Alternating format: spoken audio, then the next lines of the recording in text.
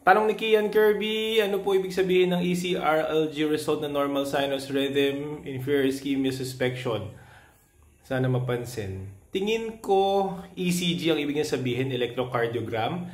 Yung examinasyon na nagme-measure ng daloy ng kuryente sa dugo, sa puso. And medyo duda ako kung yan ay official reading ng isang doktor. Kasi syempre pinapabasa po yung result. Baka yan po yung lumalabas dun sa mga bagong makina or bagong ECG machines na electronically made na results, no? Na kailangan pang for official reading. So anyway, pag sinabing normal sinus rhythm, yung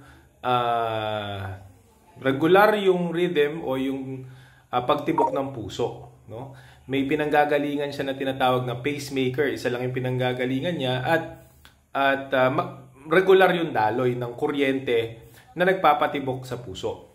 Pero yung sinasabing inferior ischemia, most probably ibig sabihin yan, inferior sa ilalim, ischemia is may nagbabarang ugat or hindi maganda yung daloy ng dugo dun sa ugat na yon. So, ang ibig sabihin yan, inferior wall ischemia, yung ilalim na pader ng puso na sinusuplayan ng isang ugat, most probably nagbabara kaya hindi ka ganun kaganda yung daloy ng dugo. Kapag ganyan po ang possible na resulta, syempre kailangan i-confirm with your doctor. Pumunta po kayo sa doktor nyo, dalhin nyo po yung ECG, at kung yan nga po yung base talaga ng doktor, kailangan po nyo ng further workup. Okay? Kaya, bottom line, bumalik pa rin kayo sa doktor nyo. Alam mo na? Alam mo na.